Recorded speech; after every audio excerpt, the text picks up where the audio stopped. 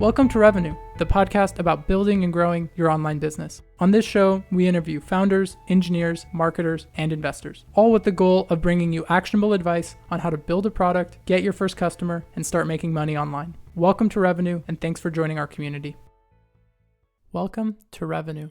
I'm Safa Mazari, founder and CEO of Alexo. On this episode, we discuss how to fix the financial services industry, build trust, take calculated risks, and identify the largest roadblocks that your startup faces. Today's guest, Karthik Manimozhi, is CEO of RentMoola, a software platform that allows renters to pay and manage their rent online. I hope you enjoy this episode with Karthik. Hi, Karthik. How are you? Doing very well, Safa. Thanks for having me here. Absolutely. Thanks for being here. Happy Friday. Happy Friday. Well, could we start with your background? Do you mind telling us a bit about where you grew up, your education, and how you got into tech? Absolutely, Safa. I'm originally from India. I'm from Chennai, which is a beach city in south of India. So I graduated with my engineering degree in electronics and communication in the year 2000 roughly. And my first job out of college was to work for Citibank India. So we had a great leader, a technology leader, who was leading the practice in Citibank India. And he was really bent on changing the perception that India is just the back office and a lot of innovation and technology could not happen. So that was the perception in the Western world. And he wanted to beat that. And we started building a software for lending and leasing system out of Citibank India. And we're promoting it to Citibank sister concerns worldwide. And we had pretty good success at it. That's my first job out of college. I call it baptism by fire. It was a lot of fun working in the tech and also in banking. And 2 years into my job, right around when the dot-com bust happened, Germany, taking a leaf out of the book from the US, introduced a green card program to attract talent, tech talent from around the globe. So I happened to be one of the first 5 green cards to enter Germany in the year 2001. And they actually did it really cool. They came to India. SAP, which is a major ERP player, was instrumental in that program. So as soon as the green card program was announced, they came to India and they actually ran an ad in the largest newspaper that said, apply to join SAP. You'll be in Germany in time for Oktoberfest. So they got That's around awesome. 10,000 applicants and in 8 cities, and I happened to be one of the first 5 green cards, and that started a great relationship for me. Packed my bags as a 21-year-old, moved to Germany, and it was a really very different, like things you can expect in India to things you can expect in Germany. Learning a new language, a new work culture, everything was new. It was fabulous. It really helped me shape as an individual and an adult. What then started was a 13-year relationship with SAP. The first few years were, fairly unremarkable, I would say. Did some work around tech, around product management, around solution marketing, mostly on the technology side. However, I was named one of the promising young professional in the under 25 category by a consortium of German industries. And that came with a scholarship of 15,000 euros, which I decided to apply for my MBA program. So I got, selected to participate in Purdue's MBA program. It's an international program with Purdue and 4 European universities. So I got enrolled, and then SAP, once they came to know of it, they sponsored me through the program. So I graduated with an MBA from the Krannert School of Management and International Business, along with a master's in international management from ESCP AP Paris. Once I graduated, I was put through a management rotation program, and that's how my whole journey started in tech and in executive management.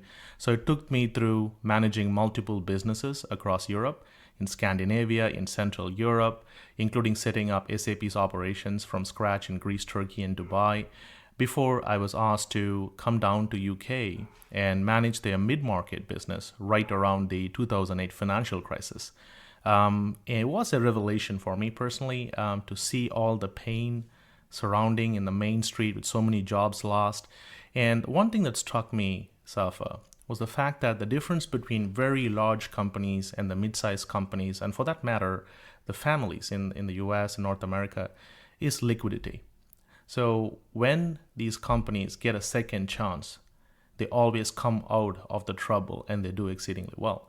But the difference between the SMBs, the small and medium businesses, and the large companies was the availability of liquidity. So I've been obsessed since with trying to find ways of generating cash and liquidity for SMBs, for families, and really obsessed with this fact of building recession-resistant organizations. And that's the way I think everybody deserves a second chance, and that's a way for you to come out of any trouble. After a successful stint there, turning around the mid-market business for UK and Ireland at SAP, I got promoted. I packed my bags, moved to New York, and my first job was to fly to Vancouver every week to manage an acquisition called Business Objects. And I was in charge of running their mid-market business for the Americas. So I had a lot of fun. Vancouver is a wonderful city, met some great people there, but we also had a lot of fun turning that business around back to success. And then I was tapped to do a more strategic role for SAP as the chief of ecosystem. One of the obvious areas where SAP wanted to tap into potential was to leverage a diverse ecosystem of partners to try and create incremental revenue. So I was the chief of ecosystem between 2010 and 2013, and we helped build a very lucrative and attractive business for the company. We took the business, which was originally around 167 million, and we turned it into a billion plus business for SAP in the Americas by leveraging these partners. And right around this time, Safa, I looked back at my resume, got two companies on my resume, Citibank and SAP, and I was already in the Silicon Valley, had my green card. So I decided to jump into this exciting world of entrepreneurship, and it was a difficult decision because my brand was that of very large companies, multi-billion operations, and just to jump out of that and consider going into a pre-revenue startup was considered risky, and my brand didn't really match that. But luckily for me, I got a chance with an HR startup company out of Jackson Square. They were pre-revenue. They were not doing that great in terms of cash in the bank account. So I joined them as president and chief operating officer. So long story short, we raised 5 million at a 14 million post, and we took them from zero to the first 1 million in revenue. And the story was centered around how the recruitment was broken and how through a combination of challenge-based recruitment, introducing modern concepts of gamification and analytics and social intelligence, you can change and create better environment for candidates and for the companies. So the story took off. We had the opportunity to do a reverse merger with a firm out of Australia, and we took the company public in Sydney ASX. 2 months after IPO, the business was valued at $1 billion.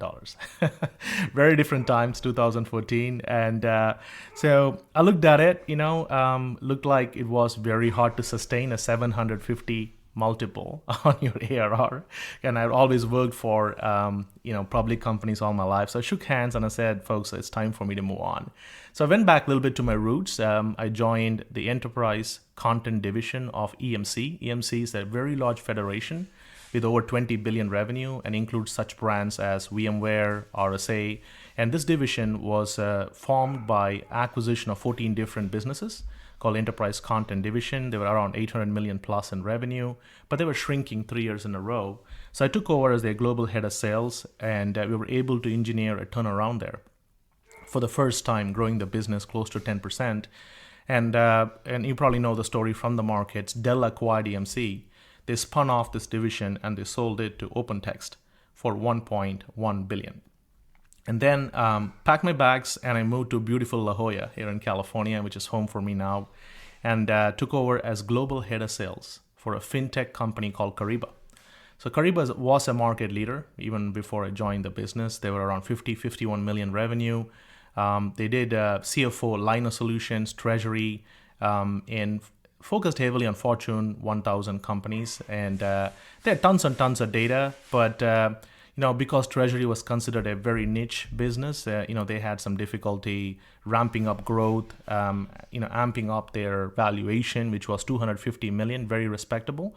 But the CEO and the management team wanted to push it beyond $1 billion. So I took a look at it, and the obvious thing that struck me is we had to figure out a effective way of really tapping into the data that this business was sitting on. There was billions of bank accounts, trillions of cash that they had visibility to, and they were into complementary markets like payments and supply chain.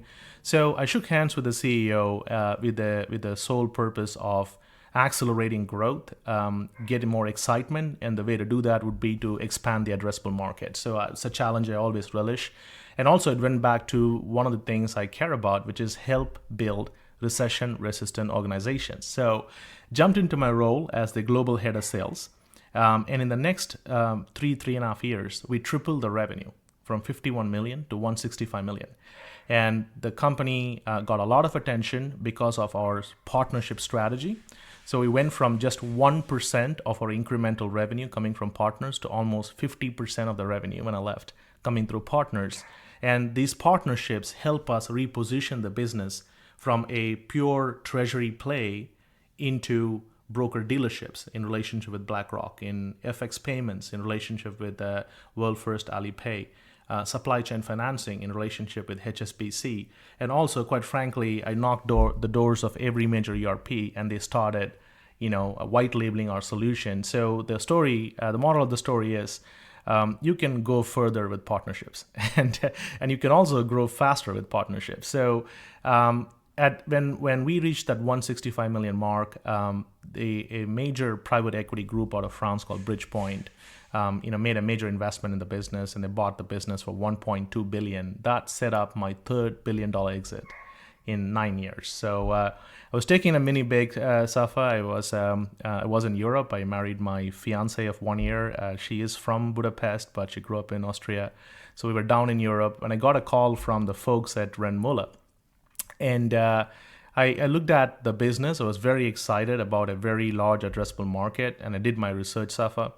And the first thing that struck me is that 1 in 3 households in North America are renters. It's approximately 50 million renters in US and Canada alone. And last year alone, 550 billion plus was collected in rent and utilities. So it's a massive market, over $500 billion. However, the part that bothered me the most was the fact that there was no sophisticated financial infrastructure supporting this entire transaction pool, right? And if you add to it the plight of the tenants, most of the tenants were, 78% of Americans, 53% of Canadians were living paycheck to paycheck. And this is even before COVID struck. And most of the families could not withstand an unexpected $300 or $400 unexpected spend. So it looked like the timing was ripe to disrupt this market by providing a more sophisticated financial infrastructure to go with this $500 billion market in North America. So that's why I'm here. I took over as CEO of RentMoola last November, and it's been a fun ride so far.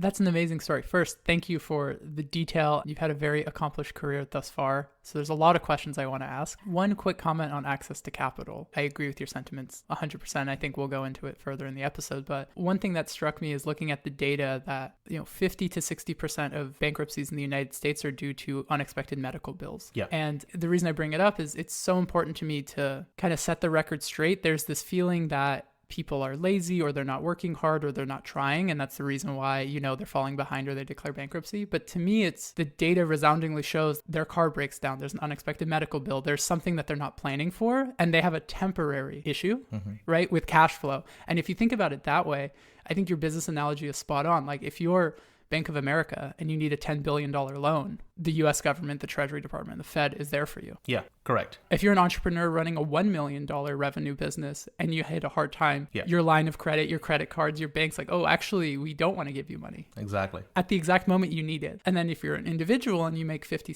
$60,000 a year, you have no access to capital, unfortunately. So I feel really strongly about this. It's actually why my business is freemium. Our plan is to help 1 million businesses with their financial reporting and accounting, and maybe 5 to 10% of them will pay us and 95% will be free. And that's just fine by me.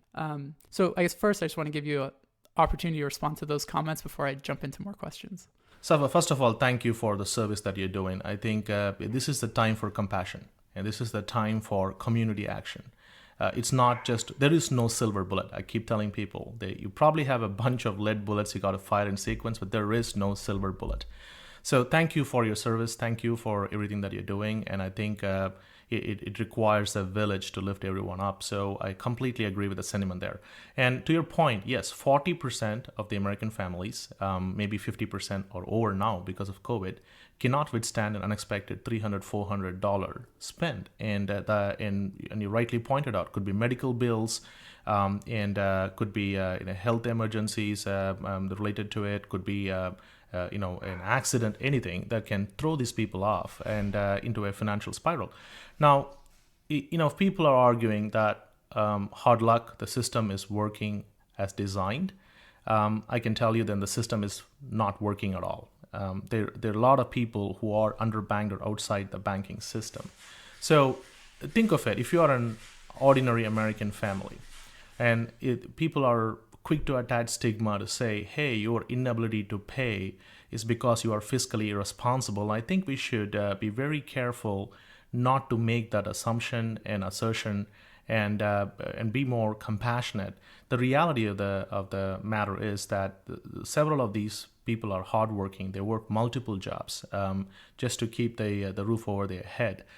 It's just that the system sometimes does not allow you to catch up, and that's a problem. So for example, take this concept of credit score. I've been very vocal about this, by the way. I think we can make a reasonable argument that maybe credit score is not the be-all, end-all of determining the credit worthiness of an individual. For starters, if you are an immigrant in this country, it takes a while to build that credit score, and it can work against you. If you had one or two bad incidents in your life, the credit score will take a while to catch up. So, and that might be enough time to put you through a financial spiral. But we are the country of second chances, so it's not, I would say, not American to not let people have a second chance at life, right? And it's also feared that 1 in 5 credit scores may have some kind of fault in them. Yet the credit score determines a lot of what we do. It's supposed to be a snapshot allowing you to make some decisions, but it does control your life significantly. And that is a concern for me. So if a tenant or a individual wants to borrow money, then it goes off the credit score. And depending on if you are prime or subprime, your options are set where you could have to borrow at 39.99% interest if you are prime, up to 99.99% interest if you are subprime. And the harsh fact and the harsh truth is that it opens door not only to put a lot of these families through a financial spiral, but also opens the doors for predatory lending practices, where companies can actually blur the line between principal and interest and set it up in a way that you can never recover. And that is harsh. And this is the area where I advocate using data for good. There are multiple indicators that can indicate people's intent and capability to repay, right? The structural systems that will allow a Bank of America or a Wells Fargo or JP Morgan and on all the fortune companies to easily have access to capital, but at the same time blocks mom and pop stores from having it. We could fix the problem through alternate lending. If you had a better view of people's social networks, and there are companies who do that in Latin America, in Asia, and Africa. So it's just a question of using data for good, right? You can predict people's behavior better by looking at data. And a lot of the institutions can help as well, like fintechs, major fintechs like PayPal, Intuit. They all have lots of data about on people, which will give them a fair shot at life. But it is a concern, and COVID has only amplified. So consider this: if you are an ordinary family, the golden rule is you don't spend more than 30% of your pre-tax income for rent, which is a major spend item for many families. In larger cities, that number is easily 50% pre-tax income on rent, in some cases 70%. So the amount of burden that comes in with a disrupted economic activity, with a pandemic that consumes you, the pressure on rent is incredible. So I just read a report that said that 63% of renters have prioritized staying on top of their rent by making big sacrifices, which includes borrowing to pay rent, selling off assets, and dipping into their savings. To your point, right? financial difficulty, it does not mean the person is irresponsible or lazy. We should probably consider the fact that some of the variables, probably most of the variables, are stacked against them.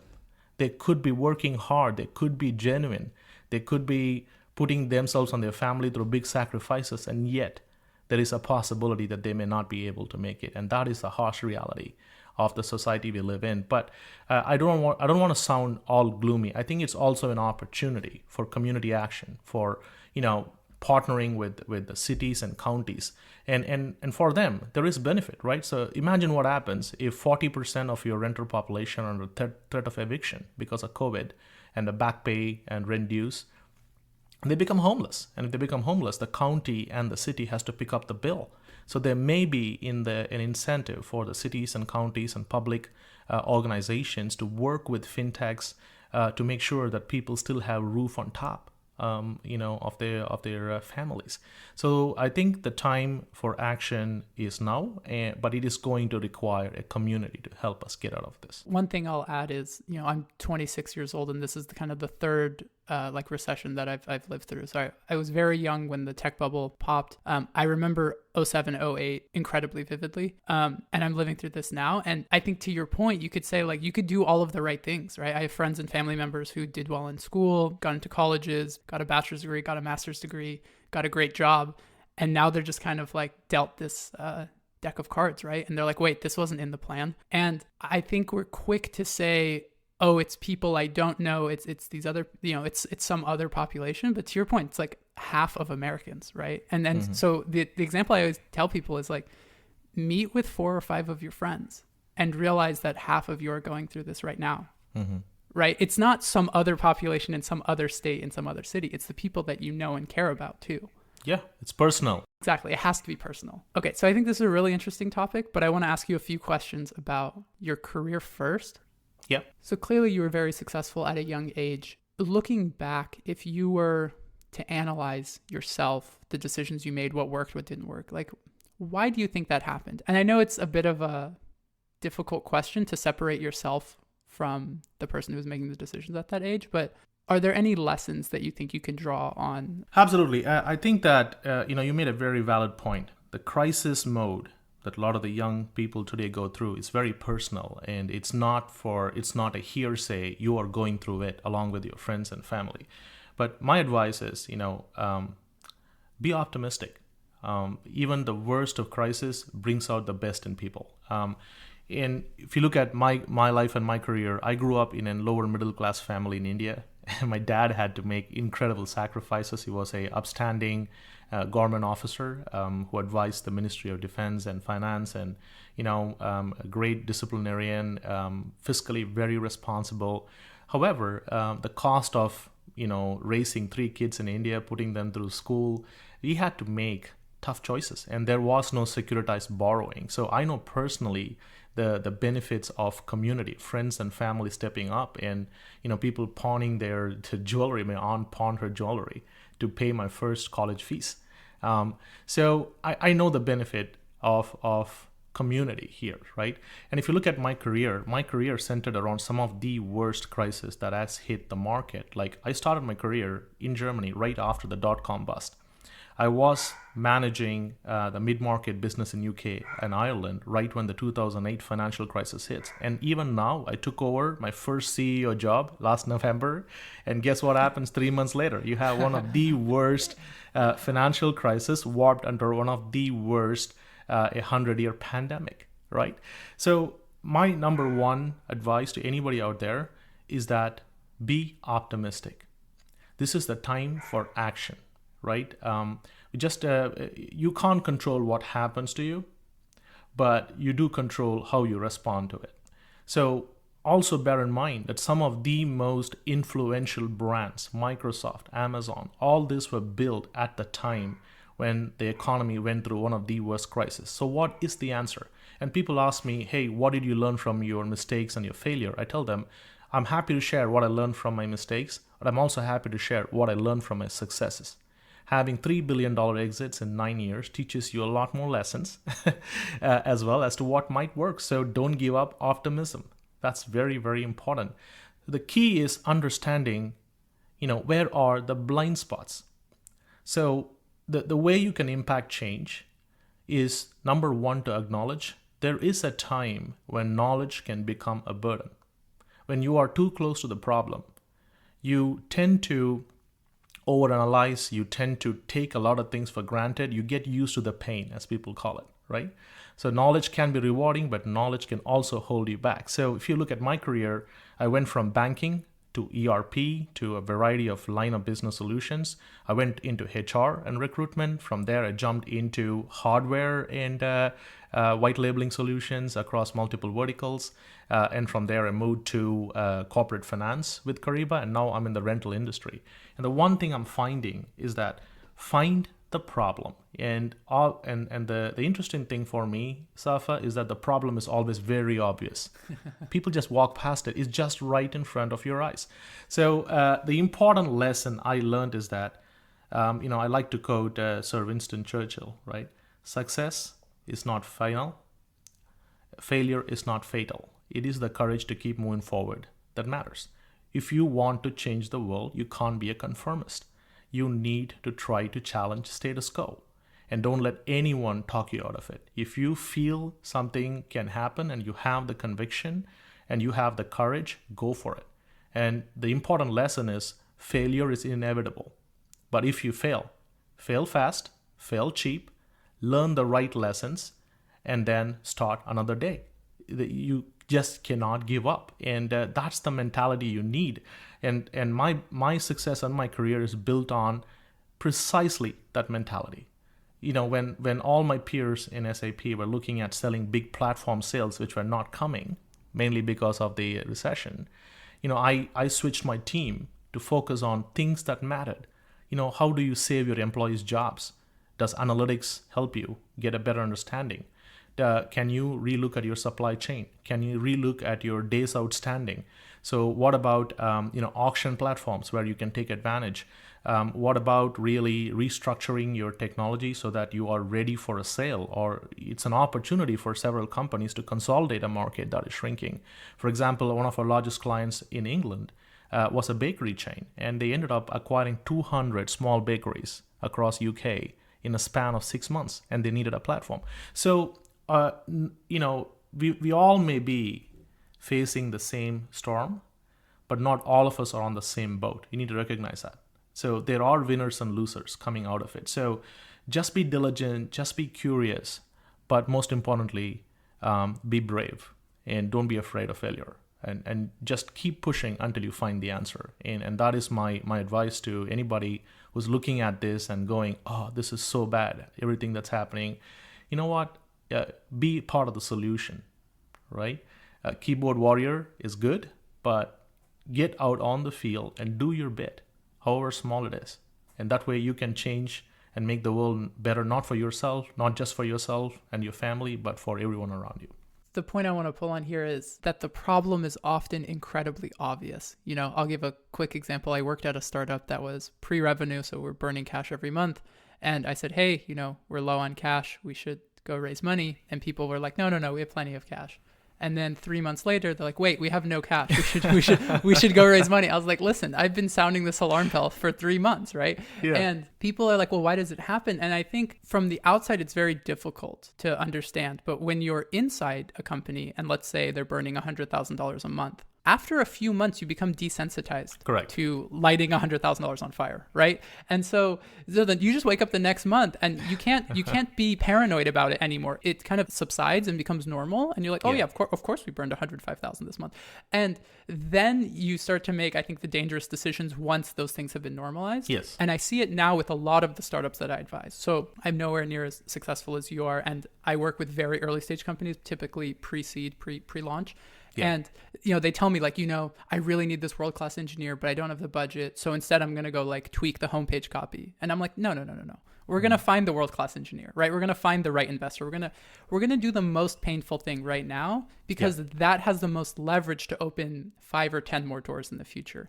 And a lot of what I do is talk to people and just repeat what they say back to themselves. so they can hear it and stop them from thinking, like I call it like incrementalism. Like stop Yeah. trying to find the 1% tweak and try and find the 50%, 100% change to your business. Absolutely. It's about the big variables. No question about that. Yeah. Exactly. Yeah. Someone described it to me. They said in the early days, you're trying to pull all the levers you can. And the Yeah. earlier you are, the bigger the levers are that you can pull on. And I think that's a good way of putting it. Exactly. Yeah.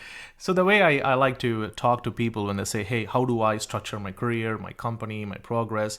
And I normally tell them, listen, always have a solution mentality, right?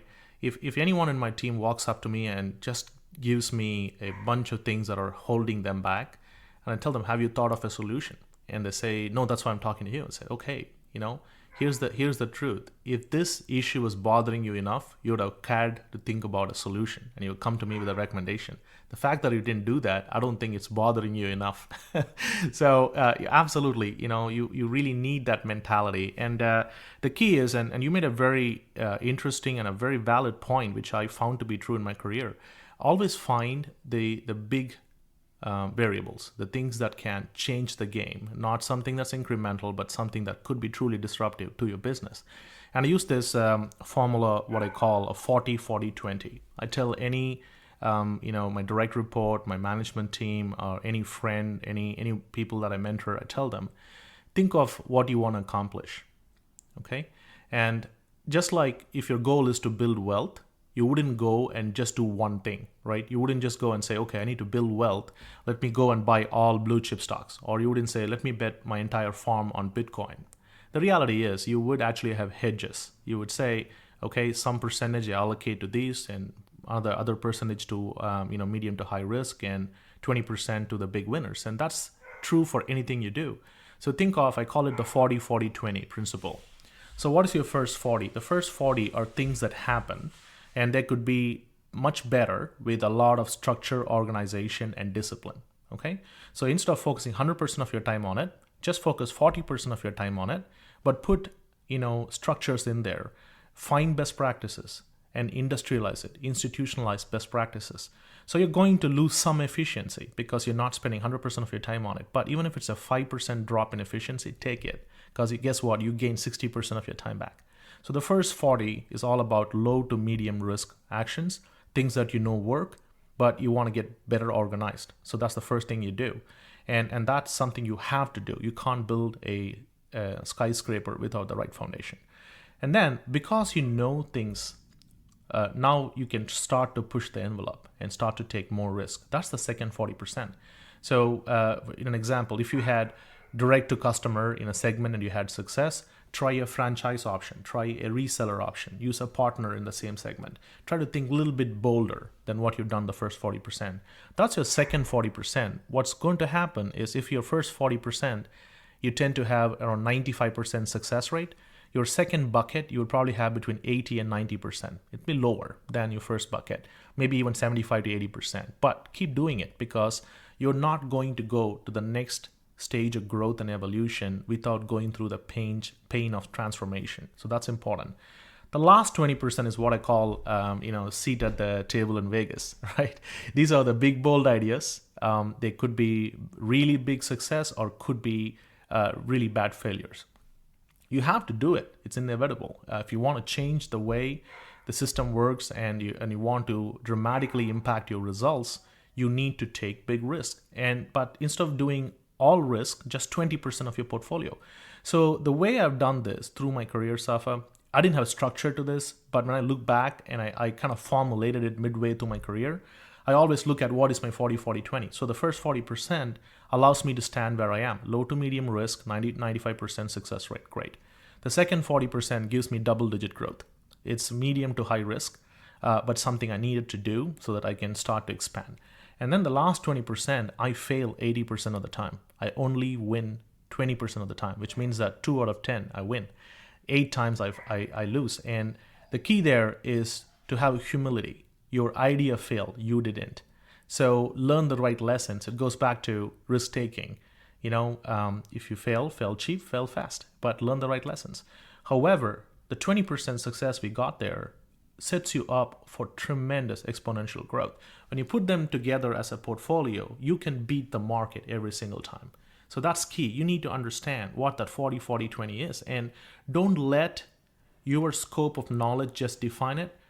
Talk to people, talk to your partners, your customers, your employees, your friends and mentors, and try to broaden the scope. If you put the scope too narrow on the canvas, you're going to get substandard results.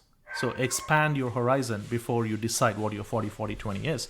And the reality of the matter is, once something is proven, the risk profile goes down. So you will see that some of the initiatives that were in the middle 40 or the final 20 starts to go into the lower risk categories. And that's when you get the multiplier effect. So now the things, when you go up, lead and take the hill, now you can have your army follow you. So you can create systems, processes, training, enablement, and most importantly, encouragement for your team. But it's just not enough that you alone do it. You need everyone in your management team doing the same thing. I actually took a similar strategy from Nassim Nicholas Taleb from Black Swan about, he calls it the barbell strategy to investing, where you want the vast majority of your assets in something that are very stable and not highly correlated to the market. And then you want 10, 20, 25% in incredibly risky bets. Yeah. And you could lose all of it, but at worst you lost 25% of your net worth, but it could also go up 10x, 20x, 100x, right? Absolutely. And I think on a risk adjusted basis, you're actually better than the market while not having the same capitulations as the market. So I kind of took that to heart, but I've never thought about it in a management context. So that's why I think this is so interesting. Are you saying, like, even when it comes to big decisions or how people spend their time, they should be spending the bulk of their time on things that are known and kind of safe bets, but then they should allocate a certain portion to these bigger, more audacious ideas? Yeah, because change doesn't happen overnight. So you may believe in your gut that something is going to give, but you have to convince people. So if you are a leader and you cannot convince people to follow you, you are just a lone man walking. So what happens is people like this perfect combination of enough familiarity with the ideas and the initiatives so they can jump behind, but there is enough innovation, disruption, and shock factor in it that gets them excited. So that's when great things happen. People don't jump up and adopt something that is entirely new. They want to anchor their taste on things that they know has worked, so it gives them the confidence. And then you give them enough, like think of like a Sixth Sense finish, right? The climax, where something unexpected in there that kind of retains their interest. So it's very important, I believe, to really have a sound foundation to do this. You can't be too much off the wavelength. So all you're trying to do here is try to get the team to follow you, your customers to follow you, your partners to follow you. And to do that, you need to be an evangelist. So you may believe in an idea and you may believe the results will come, but you need to convince your stakeholders that is the ultimate outcome, so that they back you to the hilt. And that's important. What I hear often in the industry, and I agree with, is that founders have to sell everyone. They have to sell, first they have to recruit co-founders, and they have to recruit employees, and they have to sell investors on the idea, then they have to sell customers. Like, you're always selling, right? Correct. And I think sales gets such a negative connotation, and it's really the only way that you turn an idea into a reality. I call it the trust cycle. You can call it sales, but for me, you want to make your stakeholders and the people you care about see things the same way you do, and not because you said so, but you made it obvious to them. And that is the process. And it starts with trust. Without trust, none of this will work. So that is the foundation, and those are the values you need to really imbibe, right? So you need to be honest. You need to be not too emotional. Passion is good, but it has to be backed by reason. You have to tell them, here's the idea, here are the benefits of the idea, and here's why I think this will work. But there is a chance that it might fail, and here are the reasons why it might fail. So set up expectations appropriately, and try to get their input, their buy-in. I mean, before I think the biggest process of winning over trust starts with your inner circle, with your team. And that's how you start to build on. And then you get the concentric circles, you get validation. And sometimes what happens is it takes, people follow you because they trust you, but they're not fully convinced. But there could be an external event that triggers that trust. So always look for that tipping point. It's not linear. People go without sight in a mirage, and all of a sudden you find an oasis, right? Reinstates belief. So it's your job to tell them the oasis around the corner, and you back it with little more than just your gut instinct, because you've done your research and you've been there before. And that's the type of guidance you need to provide. And in my example, the fact that I have been a market leader working with companies through these crises gives me a very personal insight to tell them, folks, don't worry, this will be over, but you can make it go away faster by being innovative, by being disruptive, by not giving up hope, by not taking rejection to heart, because people are going through difficult times. So let's work harder. Let's give the message out. So I did learn a lot from my journey, and particularly when you have a young executive in my company, in a female executive or a diverse executive in my company, we talk to each other and tell them, don't worry, I've seen this, we will get past this. So it's just that question of trust and reassurance that's very important to keep people focused on the goals. Yeah, it's such an important lesson. I have one comment before switching gears. Before I started my company, I met with this investor at a pretty prestigious Silicon Valley firm, and he was very candid throughout the conversation I had with him. We had a coffee, no demo, no screen share, no pitching. I was just talking to him. And at the end of it, he's like, yeah, your idea seems fine. I don't really care about the idea. I care about the go-to-market. He's like, if you do the go-to-market well, you can raise money. If you can't, you don't even have a viable business. So it's kind of a non-starter. Correct. And I was like, that's brutally honest. But now that I'm 2-3 years into it, I'm like, wow, every day I'm like, why didn't I listen to him sooner? Like, I was like, it's the exact correct advice for early stage founders. So that's one. The second thing he told me is, he's like, you can make the world's fanciest pitch deck with, text and colors and graphics. He's like, you know what'd be more impressive to me is if you pitch me your idea in 5 slides, and then every other slide of your deck told me a risk factor that I'm thinking of as a venture capitalist, and then how you're going to mitigate that risk. He's like, if you do the diligence for me, I'll do your deal. Absolutely. And I thought that was so smart, because what do people do? They hide the risks, right? They bury them in footnotes. They don't disclose them. They give wishy-washy answers. And he's like, no. Tell me the risks up front, because, you're a seed stage company. It's going to be risky, but build that honesty with me in the pitch meeting. He's like, don't lie to me, get me to invest, and then say, I'm so sorry, we have all these problems, right? And I've used that advice with every startup I work with now. It's be very transparent. Like, hey, we're a 3-person company. We're raising this money so we can go full time and we can build out a team. We can build out an office. We don't have that yet. Yeah. And then to your point, like, how do you support that with data? You say, well, that's why the valuation's $3 million and not $300 million, right? You're coming in at the ground floor. You're getting rewarded for taking that risk. And that's how you close that circle. And I feel like so many people, they want the $300 million valuation with the 3-person company in the garage, right? And you can't reconcile those two things. Yeah, I think the one thing young entrepreneurs need to understand is that today there are a lot more opportunities for liquidity events and exits than people can really count or imagine, right? Even take my case. The last 9 years, I was talking to you about the 3 exits. One was an IPO in Sydney ASX. The second was a sale to corporate. Third was a major private equity investment. So there may be multiple ways to build a valuation and so on, but don't forget, the purpose of your business is to serve customers and is to build loyalty in the ground and make yourself indispensable to the customer because you're solving a problem. Valuation comes as a result of it, and keep that mentality first, right? No relationship should be a transaction, because when you take people's money, you're responsible for them, right? And of all the things they could do, they put trust in you and your idea. So I 100% agree, Safa, with your experience where with the investor who just told me, tell me, they call it, give me the veggies first, right? Yeah. Tell me what are the things that can go wrong. And that's a great way to start a conversation. But at the same time, you also need to have enough conviction. So the important thing is, it would be, this is the balance I think you need to strike as an entrepreneur. It's very easy to get caught up in reasons why things won't work, but equally strongly, you need to articulate why it will work. And that's the job, right? So that's the difference between an entrepreneur and an analyst, right? So plus and minus is good, but make your story stick. Tell them, despite all of this, how you're thinking through this risk. Is that a transient risk or is it a fatal risk?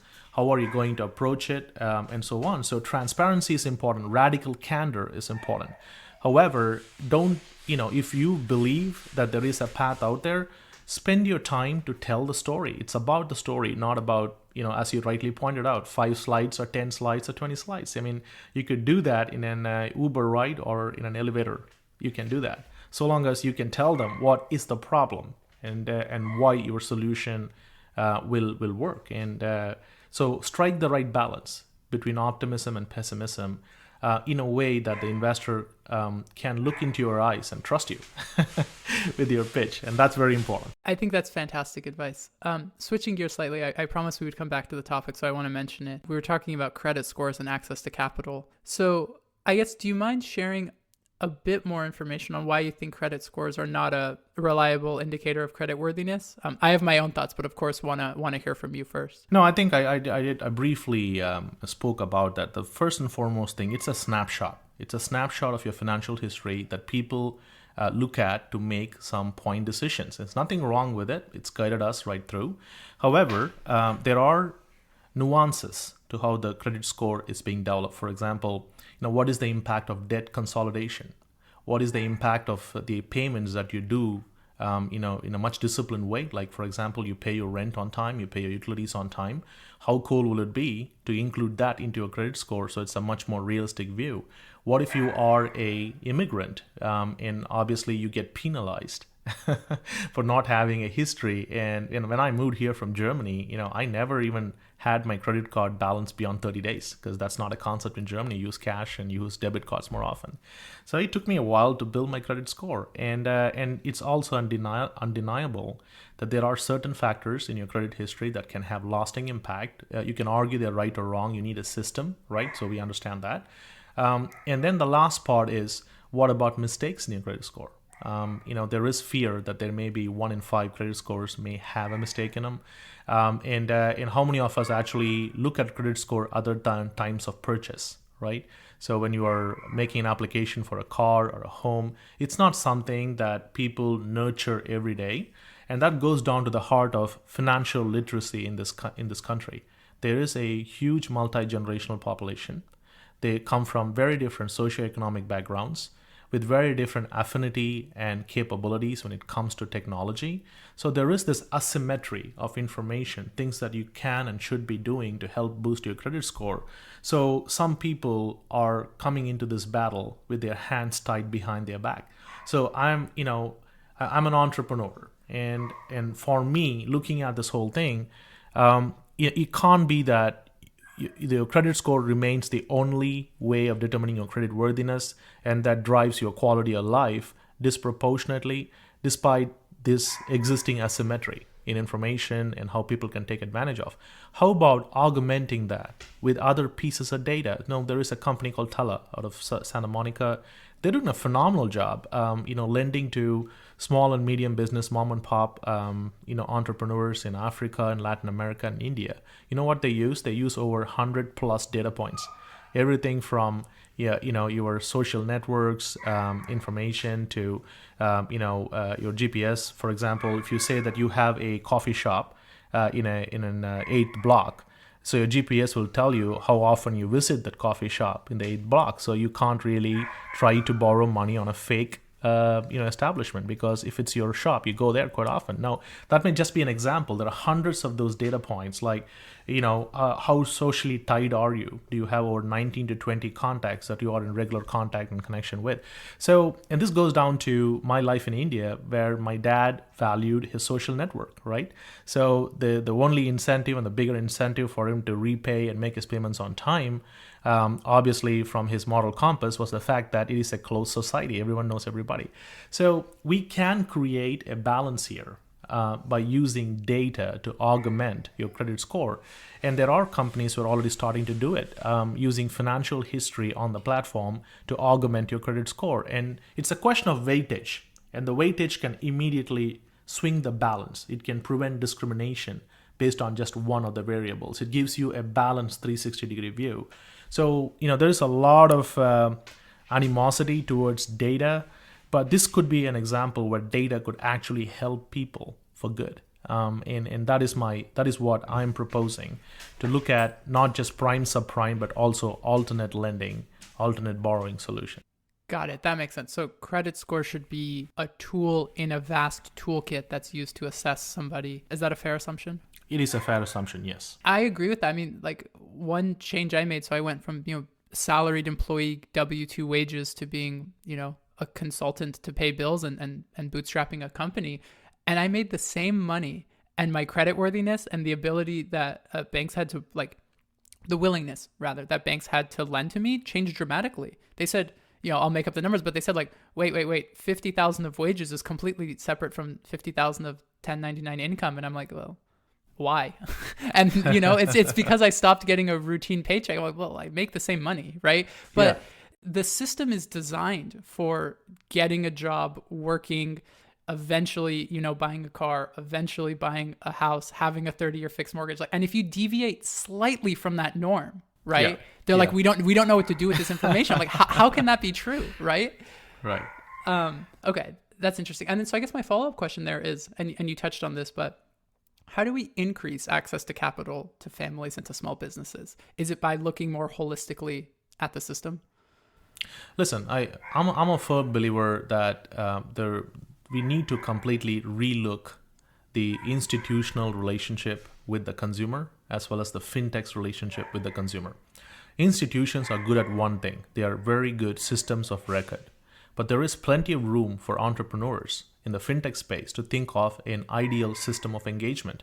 So you can still use these institutions which have accumulated tons and tons of data, terabytes of data, whatever the new term is for mountains of data. You can call it whatever you want, but they have all the data. They have the filing cabinet. But how to use the data, how to engage with people, how do you level the playing field?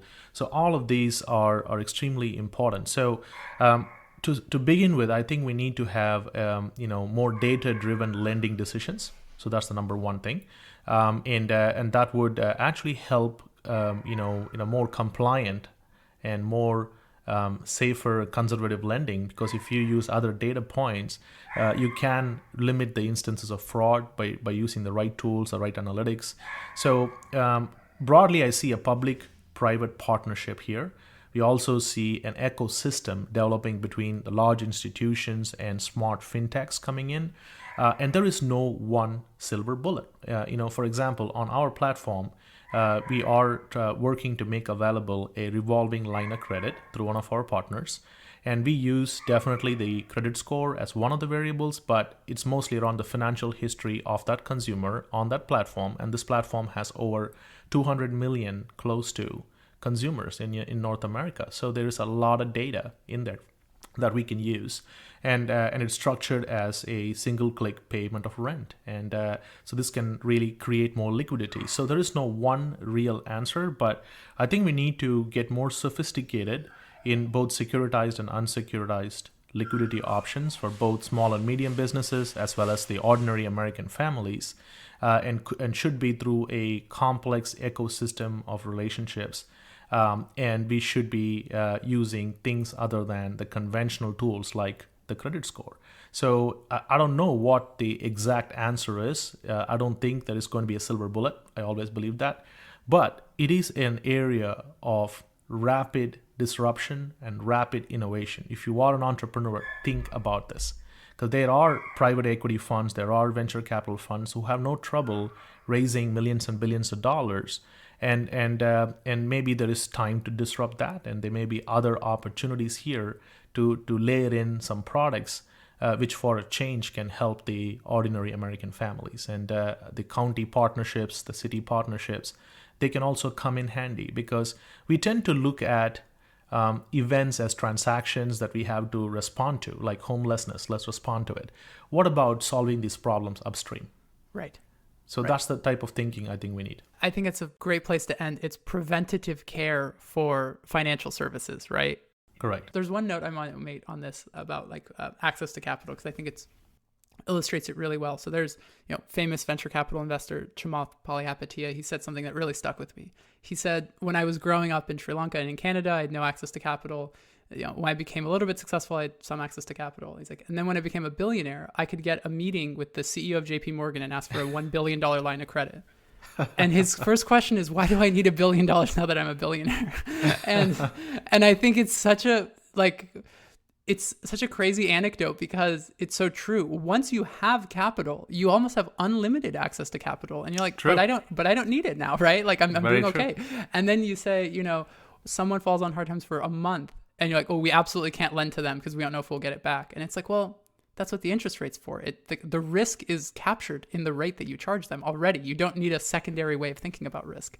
And so I think you bring up a really good point. I just want to reiterate to the listener that it's not that there's going to be one company or one credit product that solves this problem. It's thinking outside of the box. It's 20 companies, 50 companies building a plethora of financial services and providing capital to people who need it, whether that's first-time home buyers or whether that's, people who are starting businesses and need working capital. And one of your listeners could be founder of that company. We don't know, right? Yeah, so that is the exactly. thing. It's community action. It's time for innovation. And you're right. The only time you get money is when you don't need money. And so there is an imbalance there. And in all fairness, though, it's because that's how the systems were set up. Exactly. All the risk modeling, everything, is factored on the known. Well, it's the job of the entrepreneur to venture into the unknown and make it less scary for other people. And I think that's the mentality that's going to make you a winner in this market. And I don't call you winner based on your exits or how much money you tend to make. It's your ability to solve real problems on the ground. And so have the conviction, have the courage, go for it, and make a difference. Awesome. Thank you so much for your time. I know you're busy, so I really appreciate it. Any final thoughts? It's wonderful speaking to you, Safa, and thank you for all your hard work and the service that you're putting in. And hopefully, your work inspires other young people to step up and leave the keyboards for a change and make the change you want to see. So thank you so much for your service. Yeah, thank you too. And really enjoyed this conversation. I'll have to have you back on the podcast soon. Absolutely. Thank you, Safa. Take care. Stay safe. Stay safe, everyone. Bye. You too. Bye. Thanks for listening to this episode of the Revenue Podcast. Revenue is hosted by Safa Mazari and presented by Aluxo. If you run an e-commerce store, you need to try Aluxo. Our software lets you track key metrics, publish dashboards, and get insights into the health of your business, all without lifting a finger. We automate financial reporting so you can focus on growing your brand. To learn more and to get started for free, visit alluxo.com. If you have questions or want to recommend a topic, email podcast@aluxo.com. Thanks, and we'll catch you again soon.